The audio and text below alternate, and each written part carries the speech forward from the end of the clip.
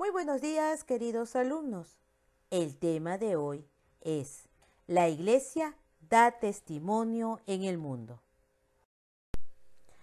¿Qué es la Iglesia? Es el nuevo pueblo de Dios, fundado por Jesucristo y gobernado por el Papa y los obispos, que pastorean a los fieles cristianos. Dios, al crear al hombre, no quiso que se salvara, sino que esté en comunidad. Están llamados todos los hombres sin distinción de raza, ni de lengua, ni de nación, que con Jesucristo ha resucitado y guiado por el Espíritu Santo. Y así podemos caminar hacia Dios Padre. La palabra iglesia, utilizada por Jesús, significa reunión de los que tienen una vocación. La iglesia es la convocatoria a hombres y mujeres de todos los tiempos, llamados a ser santos, es decir, llamados a cumplir la voluntad de Dios, ya que la iglesia es el pueblo de Dios. La iglesia, como te decía, es el cuerpo de Cristo. Cristo es la cabeza de la iglesia. Los creyentes son miembros de este cuerpo místico de Cristo, como también lo puedes ver aquí en la imagen. Es para refrescar un poco más el tema de hoy sobre la iglesia.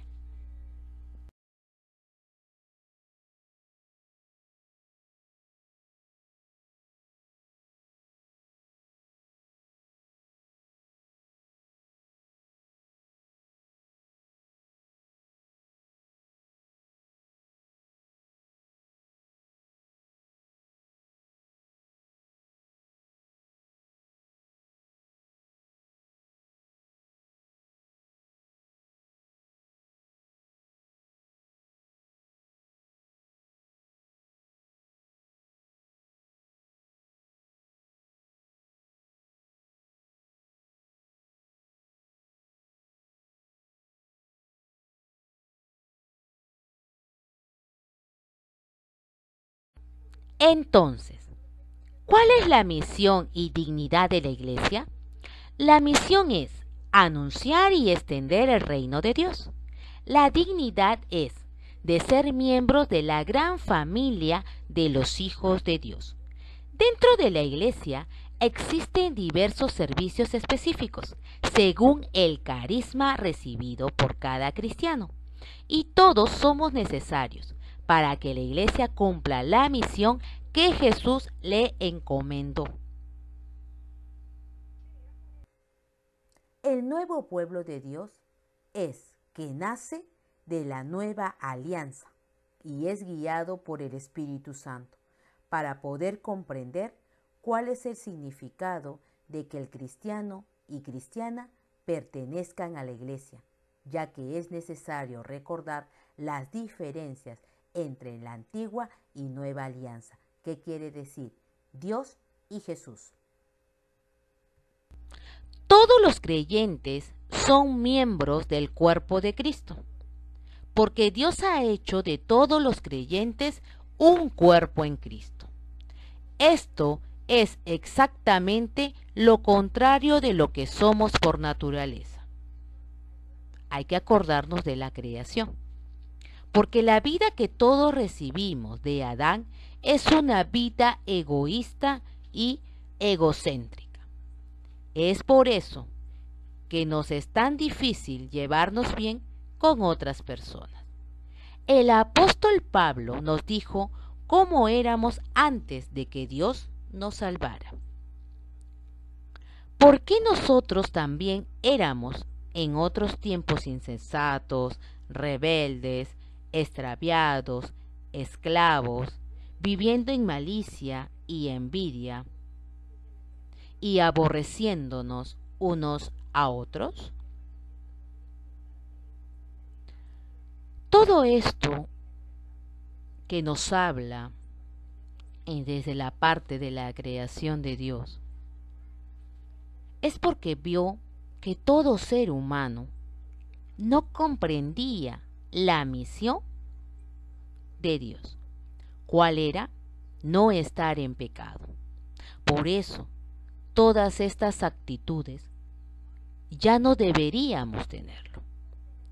Y es por eso que se edifica la iglesia cuando vino Cristo o cuando vino Jesús. ¿Qué dice la gente que es la iglesia? Para unos la iglesia es el lugar, el edificio donde se reúnen los cristianos. Para otros la iglesia son los obispos, los curas, las monjitas. Para otros la iglesia es una institución poderosa, claro, porque la iglesia es la casa de Dios, no es lo que la gente piensa. Para comprender mejor quiénes conforman la Iglesia Católica, vamos a ver la jerarquía. Está compuesta por el Papa, los cardenales, los obispos, los sacerdotes, los diáconos, religiosos y laicos. Podemos ver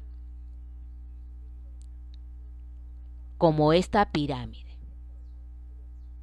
que empieza desde la cabeza hasta, como te decía, consecutivamente. Entonces, la cabeza de la Iglesia Católica es el Papa. El Papa es el sucesor de Jesús. Cada uno de ellos tiene una misión muy importante y todos ellos tienen para presidir los sacramentos, porque todos no están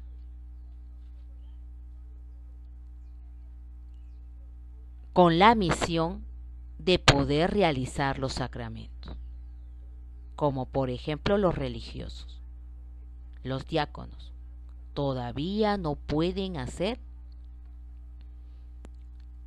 los sacramentos hacia las personas que nos piden, como el bautismo, la primera comunión, la confirmación o el matrimonio, ¿no? Ellos todavía no pueden realizar en la misa sobre esto. Es a partir de los sacerdotes hasta el Papa. La organización jerárquica de la Iglesia Católica tenemos el Papa. El Papa representa a Cristo en la tierra, por eso se le denomina el vicario de Cristo, ya que es la cabeza del colegio de obispos. En el cardenales son creados por el Papa, donde asisten al Santo Padre en labores de gobierno de la Iglesia. Universal. Basta con ser sacerdote para ser nombrado cardenal. Sin embargo, es necesario recibir la ordenación episcopal. Obispos. Ejercen una triple misión: enseñar, santificar y gobernar una porción de la Iglesia con un criterio propio. Cada uno de los sucesores de los apóstoles. Ningún obispo, aunque haya sido nombrado cardenal, tienen autoridad sobre otro, sino que cada uno depende directamente del Papa. Párrocos. Es el pastor propio de la parroquia que se le confía y ejerce el cuidado pastoral de la comunidad que le está encomendando bajo la autoridad del obispo diocesano. Fieles laicos. Son los encargados de descubrir o de idear los medios para impregnar de la vida cristiana las realidades sociales, políticas y económicas, y están llamados a ser testigos de Cristo en todas las cosas, también en el interior de la sociedad. Los diáconos es al que se confiere el ministerio por un periodo de tiempo limitado, que inicialmente se inicia luego de terminar sus estudios como sacerdotes. Quiere decir que el diácono entonces es antes de ser sacerdote, hasta que el obispo decide que el candidato está lo suficientemente maduro para ser ordenado como presbítero. ¿Cuáles son las funciones de los diáconos? Es proclamar el Evangelio, asistir en el altar, administrar el sacramento del bautismo. Quiere decir que el diácono puede hacer el bautismo. Presidir el sacramento del matrimonio. Puede ayudar al sacerdote a estar ahí en el sacramento del matrimonio. Conferir los sacramentos como la bendición, el agua bendita, etc. O sea, ellos también pueden darnos la bendición. Llevar el sacramento de la Eucaristía quiere decir que lleva la Eucaristía a todas las personas enfermas católicas. No pueden administrar el sacramento de la unción de los enfermos. Ellos todavía no están permitidos poner la imposición de manos a los enfermos. Eso solamente lo puede hacer el sacerdote. Entonces, ¿quiénes son los miembros de la Iglesia? Los miembros de la Iglesia, como ya vimos, son aquellas personas que por medio del bautismo se incorporan a la Iglesia y según sus diferentes carismas, que es un don, un regalo de Dios, por el cual la persona para el beneficio de la comunidad. ¿Y cuáles son estos carismas? Son los ministros ordenados, los laicos y los religiosos. Son los miembros de la Iglesia. Lo vamos a ir viendo en la siguiente diapositiva para poder comprender mejor. Objetos que se utilizan en la Eucaristía.